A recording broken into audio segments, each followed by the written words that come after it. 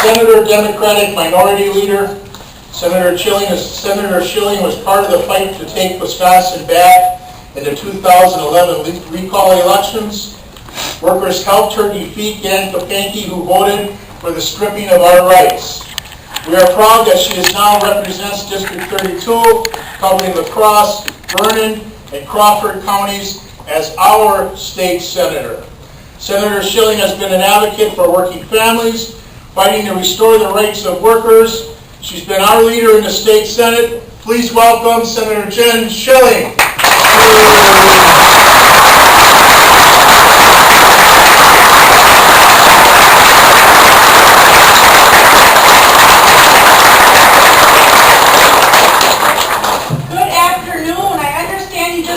So I hope I don't put you to sleep with my comments here, but I hope they're stirring words of action for the next 70 days as we fight this fight together to restore Wisconsin, to build back our communities, to build back our unions, and to fight for the progressive leadership that is so needed in Wisconsin. I want to thank you very much for inviting me to be here with you today. I have enjoyed the last 2 years and honored to be the Senate Democratic leader representing the 14 of us in the state Senate, but there's room for more at the table. Our caucus room has enough chairs to add some new faces, some new voices, to build back that Democratic majority in Wisconsin and restore balance to the legislature.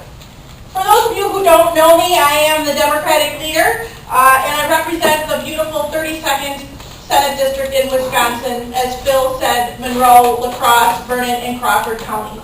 And I owe a deep debt of gratitude to each one of you, because without your help in historic 2011, I would not be where I am today in the state Senate and as the Senate leader. So thank you very much for all of your time, your talent, the sacrifice, and the organizing that you did member to member in 2011 to be one of those candidates that made history in the recall. And with my upcoming election in November with that same opponent, it's a little bit like Back to the Future, but I'm just as engaged and hardworking across this district as I was in 2011.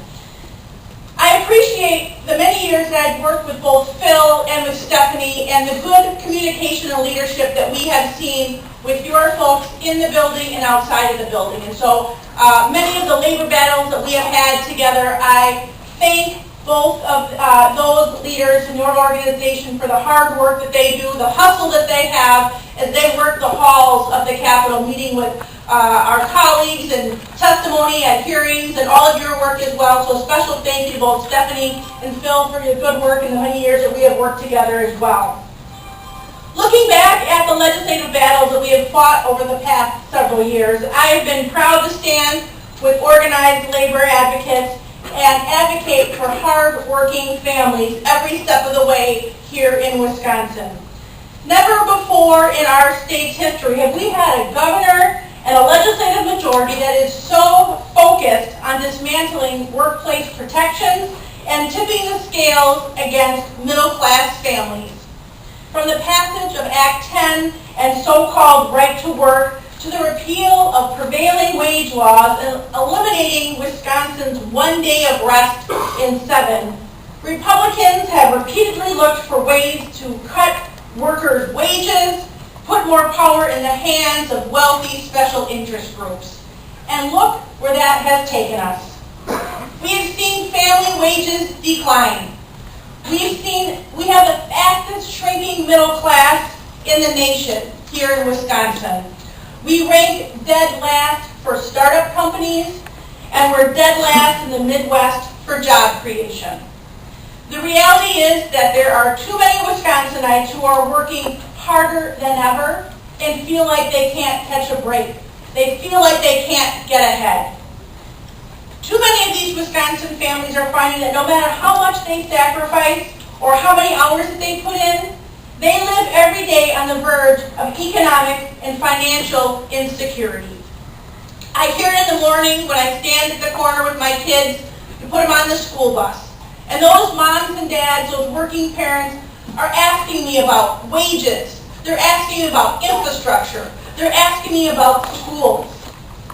Those are the issues we need to focus on. Those are the issues that build up our communities and our families together.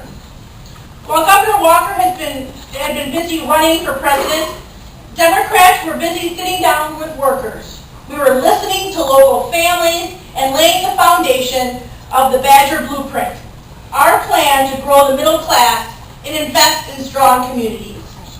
As part of this plan, Senate Democrats rolled out dozens of bills to foster economic growth, encourage innovation, undo the damage caused by misguided Republican priorities, work on workforce development, work on raising wages. We understand that the best way to move Wisconsin forward is by raising family wages, restoring workplace rights, and expanding economic security for everyone. Our plan would help create new jobs, protect unemployment insurance, and give workers a voice at the table. No matter what your occupation, your gender, or your status, we believe that every worker deserves a fair paycheck, reasonable benefits, and safe working conditions. We believe that state tax dollars should not be used to subsidize companies that outsource Wisconsin jobs. That outsource our jobs.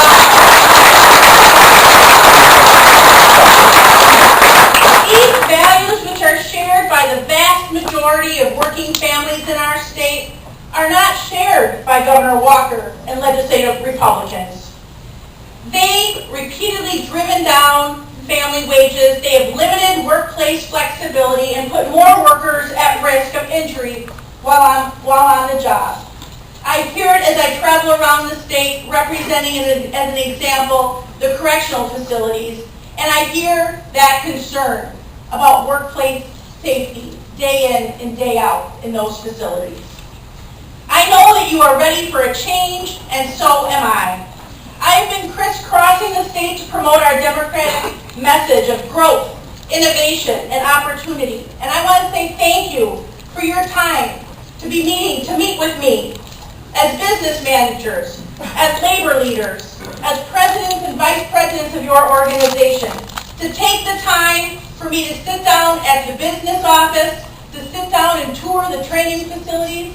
Many of my fellow Democratic senators and I welcome those opportunities for dialogue and welcome those opportunities to see the good work that you are doing at those training facilities and out on those job sites. And you know what? Voters are responding. We've seen it in the polls, and with your help, we will see it play out on Election Day in November. Because just like my colleagues, we have been going door to door. We're making those phone calls with our volunteers. We're listening to those local families who are concerned about the direction that Scott Walker is taking our state. And I know that you and your fellow members are doing the exact same work in communities across this state with phone calls, door-to-door contact with members. Senate Democrats, we are in the unique position of being able to pick up seats to block Governor Walker's agenda and start charting a new course forward here in Wisconsin. We have phenomenal candidates in targeted seats across this state. Diane O'Dean in the 10th Senate District serves as an alderperson in the city of River Falls. She is a lawyer, and Diane has specialized in employment law and understands the need to protect workers' rights. In the 12th Senate District, we have Brian Van Stippen, who grew up on a Wisconsin dairy farm before graduating from law school and moving north with his young family. He understands the importance of local control, investing in strong public schools, and improving our state's infrastructure. Brian Smith in the 14th District is a former high school teacher, a football coach, and a union member. He's the mayor of Wapaka, and he owns an accounting business and operates a local sports bar with his brothers. And Mark Harris in the open 18th Senate District. Mark is the Winnebago County executive. He has a history of balancing budgets while investing in local services. Together, with our allies and volunteers across Wisconsin, Democrats will all as you continue to stand side by side. As I look ahead to the fall elections and beyond to 2018, I am optimistic about our future. I am optimistic because people are waking up and paying attention. This is not the same state as it was 5-6 years ago. People are noticing. They are feeling it in their pocketbooks and in their wallets. And they understand what is at stake. I often say that every election is the most important election of our lifetime. I wish I hadn't said that every election, because I feel like this year I really, really mean it. This is the most important election of our lifetime. From the top of the ticket to the legislative races down the ballot. Every vote counts. And the other side will find new creative ways to get out there and win at all costs. And we together will have the people power. We will have the support of people across this country and the voters to take back a majority and to take back Wisconsin and lead it on a path of prosperity and building economies for everyone here in this state. So thank you again for the opportunity to speak to you today, and thank you for all of your support as we continue to fight for Wisconsin's families. Together, we believe in the promise of a better tomorrow. And that promise has been broken or not met for too many of our fellow citizens, too many of our neighbors, too many of our family members. So we will build a state that promises, and we will keep that promise together. So onward, upward, and forward together. Thank you very much.